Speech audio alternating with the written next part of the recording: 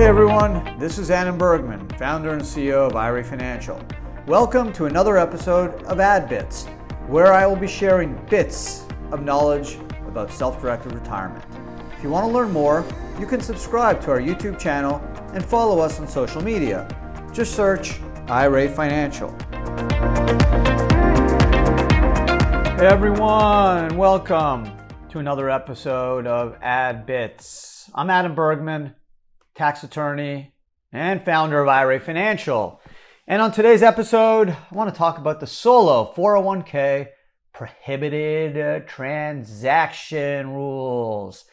So these are the most important things you need to worry about when it comes to making solo 401k investments. Why?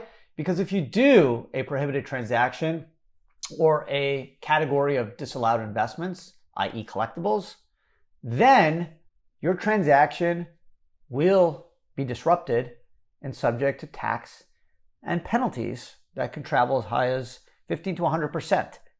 So it's super important that you understand the prohibited transaction rules. The good news is they're fairly easy to understand. Okay, if you understand the basic premise and their basic context, you're not going to get into any trouble, I promise. So what is the foundation of the prohibited transaction rules? Well, the foundation is this. The IRS does not want you to do anything with your 401k that in any way, directly or indirectly, personally, benefits you or a disqualified person, which I will define in a minute. Now, the whole foundation of these rules is based on the concept that, hey, if you need to take money out of your 401k plan, then pay tax. And if you're under 59.5, you may have to pay a penalty. We need to protect those rules because there's trillions of dollars of pre-tax money in a retirement plan like the 401k. And if we just let people gift those funds in retrospect to friends, family, and the like, then they will deplete their 401k plan and have nothing left when the time comes to require minimum distributions, which are due at the age of 72. So it's important that they make sure they know the value of your assets, and that's why they require you to file a 5500. If it's over 250,000 and you're a solo plan, a 5500 easy. And they also want to make sure that you keep your assets in the plan and you're only making investments to exclusively 100% to benefit your 401k. So that's the concept, right? Whatever you do with your 401k, it needs to 100% exclusively benefit the 401k. So that means if you buy Tesla stock with your 401k and it goes up 100%, you're not a dollar richer. Your 401k is richer, but that money is not in your pocket. So technically you can't use that money to buy a car or a house or even a cup of coffee. The money is in the 401k. In order to tap into that money and use it for personal purposes, you're going to need to take a distribution, which if it's a pre-tax 401k, you would owe tax and maybe even a penalty. So those rules are super important. There's $500 billion of rollovers each year. There's $32 trillion of retirement funds. So the IRS, Treasury, they need to make sure that these rules are followed and respected because they count on those funds to pay for government programs via taxes, like roads and infrastructure and Social Security and all that good stuff, military. So super important to them. So in the crux of it all, there's two things to remember. Number one, exclusive benefit. Whenever you do something, it has to only benefit your 401k and it can't benefit you or a disqualified person. A disqualified person is essentially you as the fiduciary of the plan, of your account, as well as any lineal descendant, parent, child, spouse, daughter-in-law, son-in-law, any entities you own 50% or more of, okay, and or any trust you're a beneficiary of, more than 50% of, or any 10% owner, officer, director, or highly compensated employee of a company or entity your 401k owns more than 50% of. Okay, this is found under 4975 E2, and that's where you can get the definition of a disqualified person. So in order to do a prohibited transaction, on one hand, you need a retirement account, an IRA, a 401k. On the other hand, you need a disqualified person. If you don't have those two, you're likely not going to engage in a prohibited transaction. So if you just remember overall context of this podcast, make sure the investment's being done to exclusively benefit the 401k. Make sure there's no disqualified person on the other end of that transaction. You're going to be fine. So there's two sections to be concerned with when you talk about prohibited types of investments. Number one is section 408, M as in Michael. And for a 401k, it says you cannot do any investment that's a collectible, like art, baseball cards. There's a special carve out for precious metals, pure bullion, 99% pure bullion. Could be bars, could be American Eagle, state minted, and bullion coins. Those all need to be held physically in the possession of a trustee, a U.S. depository, or bank. Can't hold them at home. Okay, so there's a carve out for metals. They are not deemed collectibles. IRAs cannot buy life insurance. 401ks technically can, so long as your plan allows for it. Now the big area of prohibited transactions is found under section 4975. And in 4975, there's A, B, C, D, E, and F. And we're going to go through all of those real quick. And then we're going to talk about a couple cases that I think best explain the application of the prohibited transaction rules. So let's start with A, 4975C1A. And these are pretty basic stuff, not much details needed. The direct or indirect sale, exchange, or leasing a property between a plan and a disqualified person. So example, Joe sells his interest in a piece of property to his son, right? That's a prohibited transaction. You have a disqualified person, child, and you have a 401k. B, the direct or indirect lending of money or extension of credit between a 401k and a disqualified person. Ted lends his wife money from his 401k. Now, the one exemption to this is the 401k loan. You can borrow the lesser of $50,000 or 50% of your account value, whatever's less, so long as your 401k offers loan features, and use that for any purpose. You are capped at that $50,000 or 50% limitation, but you could use those funds for any purpose, including taking money out to buy a car, to go on vacation, whatever you want. There's no requirement. You just need to pay that loan back over 5 years, at least quarterly, a stated interest of prime as per the Wall Street Journal, which as of June 2021 is 3.25%. And if interest rates stay low for the next little while, it will probably hover around that mark. Let's go to C, the direct or indirect furnishing of goods, services, or facilities between a 401k and a disqualified person.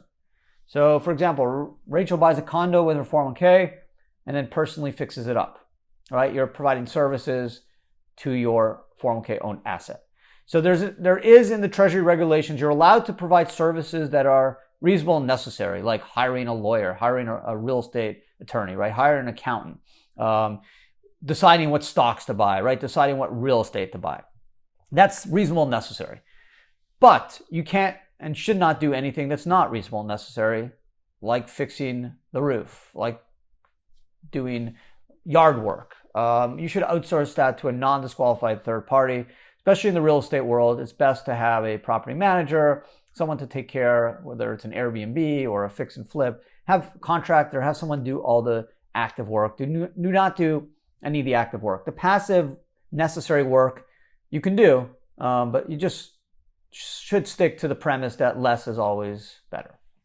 D, and these are all now, D, E, and F are more the catch-alls. The direct or indirect transfer of a disqualified person of income or assets of the plan. So Ken is a financial jam and takes 30 grand from his 401k to pay a personal debt. So that's a direct transfer to a disqualified person of the assets of a 401k. Okay, pretty simple stuff. Let's go to E. Okay, the direct or indirect act by a disqualified person who is a fiduciary, whereby he or she deals with the income or assets of the plan for his or her own interest. So Deborah is a real estate agent and uses the 401k to buy a piece of property and then earns a commission from the sale. So here you have a direct or indirect act where potentially Deborah is doing something with her 401k to earn herself a personal interest, i.e. the commission on the real estate sale. Okay, again, keep in mind the exclusive benefit needs to be derived by the 401k. There cannot be any indirect benefit to you or a disqualified person. And the commission on a real estate sale is a great example. Yes, your 401k will benefit, hopefully, if you buy a piece of property in the plan and it goes up. However, you're still technically benefiting as well personally because you're getting commission from that sale. So again, in that case, make sure you have a non-disqualified person take care of the service. Now F, receipt of any consideration by a disqualified person who is a fiduciary for his or her own account from any party dealing with the plan in connection with a transaction involving income or assets of the plan. So kind of the same idea. Jason uses his 401k to loan money to a company in which he manages and controls but owns a small ownership interest, right? So he's receiving some consideration as a disqualified person of an entity from plan assets. And again, that's kind of a catch-all. Now, I want to mention this case because I think this case, and if you're a client or you've spoken to me in the past, you've probably heard me talk about Rollins v. Commissioner. It's a tax court case, TC Memo 2004-60. And I think this really gives you a good insight as to what the IRS and the tax court ultimately is looking at when it comes to deciding if you engage in a prohibited transaction. So this guy Rollins is an accountant. He was an accountant. He owned a CPA firm. He owned a bunch of businesses, not more. He owned between 9 and 33%. So never more than 50%, right? So if you look at 4975 C1A, B, C, and D, and you look at the 4975 E2, you would say, okay, he's a disqualified person. It's his 401k, but the entities aren't disqualified. He owns less than 50%. So on its face, it looks kosher. It looks okay. The entities are not disqualified. Then remember I said D, E, and F are more the catch-alls. And what happened, and this is a really important fact, is that the companies needed money. So then Rollins took his 401k and lent the money to the company at regular interest rates. And somehow the IRS got wind of this through audit, probably audited Mr. Rollins' tax return or the company return. And they saw this and said, hey, this doesn't look good. You lent your money from your 401k to a business you're involved in. And he said, well, I own less than 50%. I'm not even an employee. I'm a director, but I'm not even an employee of this business. And again, it's not prohibited on its face. I own less than 50%. And the IRS disagreed, and I guess they couldn't settle, so it went to tax court. And interesting enough, the tax court agreed with the IRS, and they were pretty simple in their explanation. And they said Rollins, he had the burden of proof, and he could not prove that the 401k loan did not in any way personally benefit him. Clearly, yes, he owned less than 50%, but he was still indirectly benefiting from that loan.